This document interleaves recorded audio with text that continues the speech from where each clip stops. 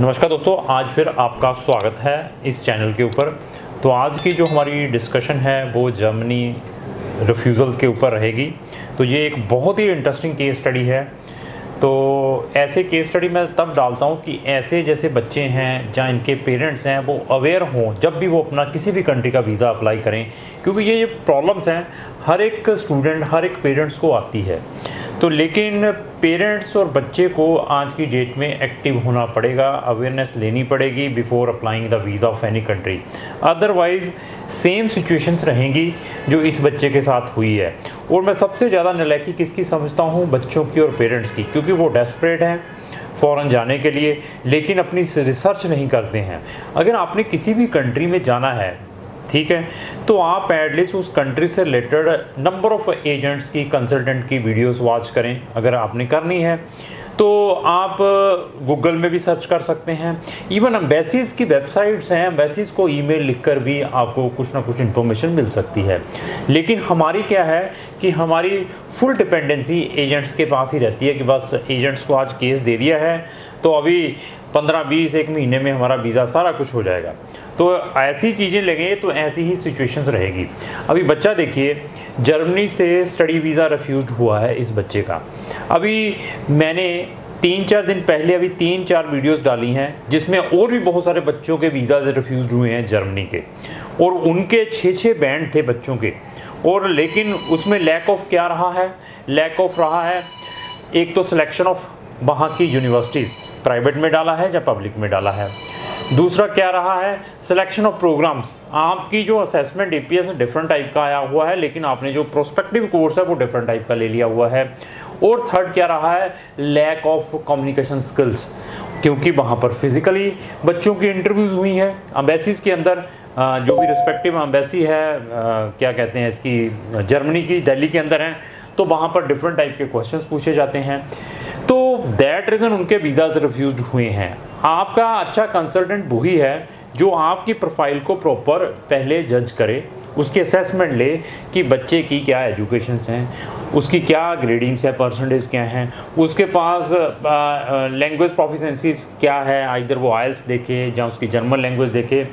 उसके बाद डिसाइड करे कि वो उस केस को जर्मनी में डालना है या अनदर कंट्रीज़ में डालना है। तो ऐसा ही ये केस है।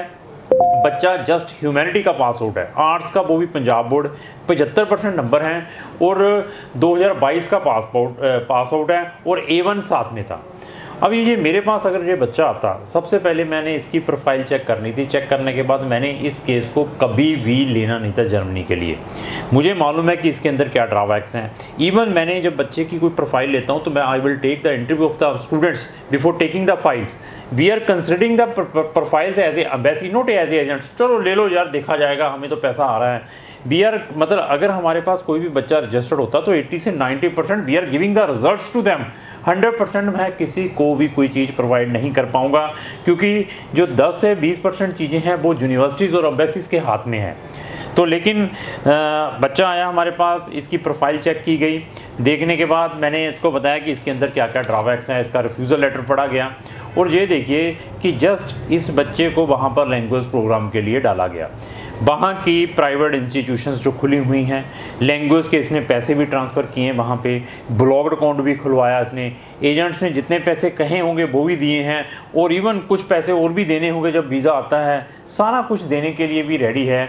फिर भी लैक ऑफ नॉलेज, मैं बच्चे की जब पेरेंट्स भी कहूँगा, और सामने वाले ने तो दुकान खोली है, उसने तो अपने पैसे कमाने ही हैं।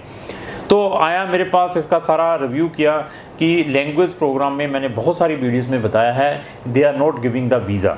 वहाँ की जो जर्मन एम्बेसी है, जस्ट अगर आप वहाँ पर लैंग्वेज करने के लिए जाएंगे तो you will never ever get the study visa of Germany.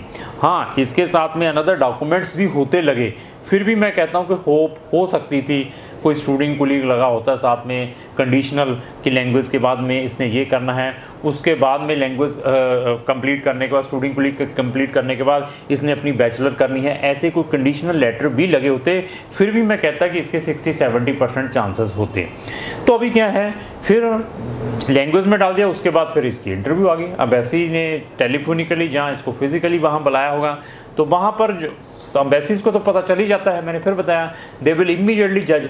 अभी मुझे 16-17 साल हो चुके हैं इस इंडस्ट्री में बैठे हुए, तो हम भी इमीडिएटली जज कर लेते हैं सामने वाले को कि इसकी मेन इंटेंशंस क्या है जर्मनी जाने की। तो उन्होंने फिर क्वेश्चंस पूछे, उसके अंदर उन्होंने स्पेसिफिकली लिखा है ये चीज़ें कि लैंग्वेज प्रोग्राम में कोई आगे आपने अपनी वो फर्दर चीज़ें नहीं लगाई है, और आपकी कम्युनिकेशन स्किल्स, आपको बहुत सारे हमने क्वेश्चंस पूछे हैं, आपने उनके कोई इंग्लिश में जवाब नहीं दिए, तो उस ग्राउंड के ऊपर इसका रिफ्यूज़ हुआ है। तो इस वीडियो में मैं ये बताना चाहता हूँ कि जो बच्चे जर्मनी में जाने के लिए डेस्परेट हैं, उनके साथ अभी 70-80% स्टूडेंट के साथ सेम थिंग हैपन हो रही है। आप अपने लाखों रुपए बचा सकते हैं आप हमारी असेसमेंट लेकर। आपने आइदर किसी के थ्रू अपना वीज़ा अप्लाई कर दिया है, एडमिशन अप्लाई कर दिया है, या आपकी फ़ाइल एम्बेसी के अंदर है जर्मनी की, प्रोफाइल हमें भेजें, मैं इमीडिएटली बता दूंगा कि आपके कितने चांसेस हैं वहाँ पर वीज़ा होने के। तो आप इन चीज़ों से अवेयर हों, अवेयर तभी हो पाएंगे अगर आप प्रॉपर सर्च करेंगे। तो जर्मनी में हम भी बहुत सारे बच्चों को पढ़ने के लिए भेजते हैं।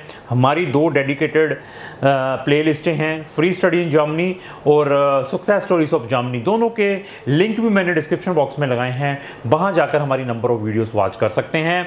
आपने अगर अपना केस कहीं से भी अप्लाई किया है, अगर हमारी वो फ्री में वीडियोस भी वॉच कर लेंगे ना, तो आपको 70 से 80% जर्मनी का वहाँ की एडमिशन प्रोसेस के बारे में, वीज़ा प्रोसेस के बारे में, और आपको जजमेंट आ जाएगी कि आपके केस में क्या नेगेटिव आएगा, क्या पॉजिटिव आएगा। तो भाई साहब से भी डिस्कस करेंगे। सबसे पहले सर मैं आपका स्वागत करता हूँ इस वीडियो में, मेरी तरफ से आपको नमस्कार है, नमन है सर।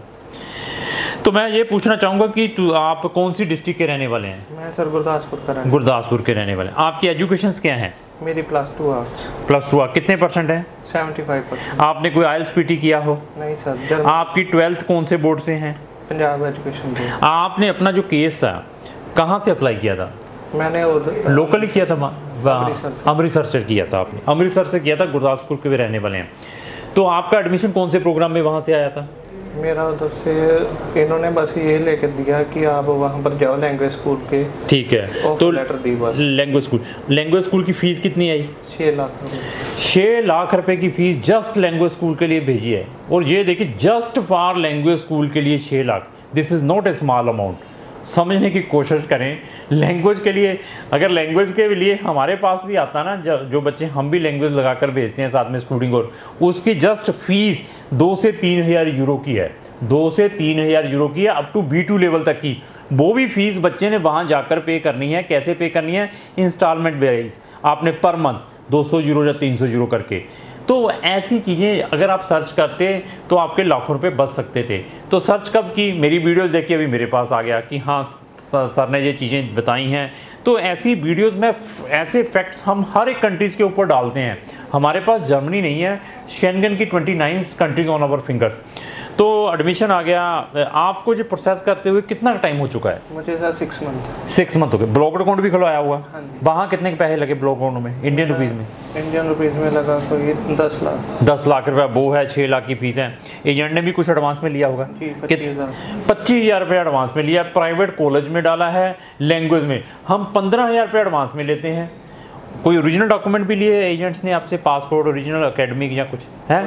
हाँ, 25,000। हम वही काम 15,000 में करते हैं। 15,000 में एडवांस में लेते हैं। 15,000 कब लेते हैं? जब बच्चे का वहाँ की पब्लिक यूनिवर्सिटी से एडमिशन आता है, तो then we are taking another fees जब वीज़ा ग्रांट होता है। तो ये भी चीज़ें चेक करें। कोई ओरिजिनल डॉक्यूमेंट, सारे के सारे जो सर्विस है आप हमारी ऑनलाइन भी ले सकते हैं।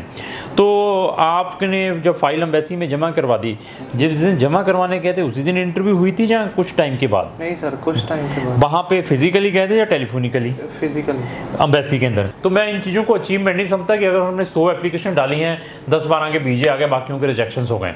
तो प्रिकॉशंस ज़रूर लें। आप अपने इनसाइड में देखें कि मैं कौन सा स्टूडेंट हूँ, मेरी प्रोफाइल क्या है, वो स्टूडेंट्स की प्रोफाइल क्या है। तो रिजेक्शन आने के बाद जब आपकी आई है, तो अभी क्या सजेस्ट कर रहे हैं वो फर्दर आपके केस में?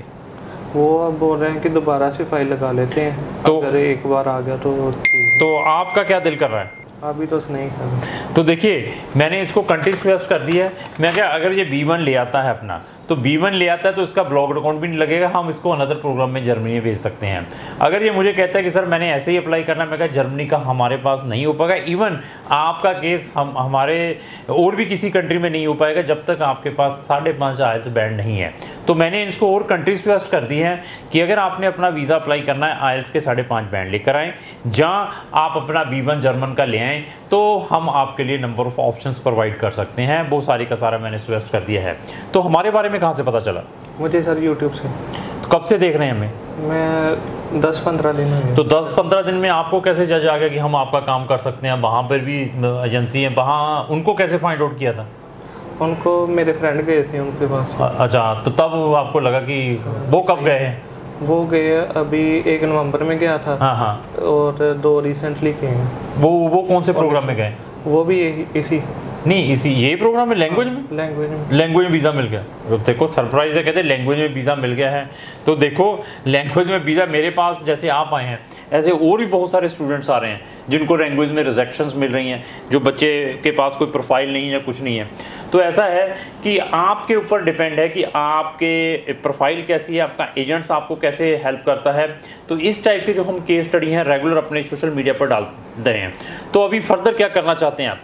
अभी आप जैसे बता रहे हो B1 तक वो करूँगा, फिर आपके पास आऊँगा। तो फिर जर्मनी ही जाना है। तो आपके फादर साहब क्या करते हैं? फादर साहब लेथ मशीन कर रहे हैं। तो बाकी सिस्टर ब्रदर? वो बाहर है। देखो वो भी फॉरेन में है। कौन सी कंट्री में? कनाडा। तो आप क्यों नहीं मेहनत कर रहे हैं? आज 6.5 बैंड लेकर कनाडा जाना चाहते हैं? और वैसे ही सर मैं जाने जर्मनी चाहता है। तो देखिए ऐसा डिटर्मिनेशन होना चाहिए और साथ में आपकी सर्च जरूर हो, तभी जाकर आपको सक्सेस मिल सकती है। अदरवाइज आप अपना टाइम और मनी वेस्ट करते रहेंगे। तो इस टाइप के मैं केस स्टडी रेगुलर अपने सोशल मीडिया पर डालता रहता हूँ। अगर आप उनको फॉलो करना चाहते हैं तो आप हमारे जितने भी सोशल मीडिया उनको सब्सक्राइब कर लें। तो लास्ट में मेरी यही रिक्वेस्ट है, अगर आपको जो मेरी वीडियो चल गई उसको लाइक एंड शेयर करना ना भूलें। Thank you.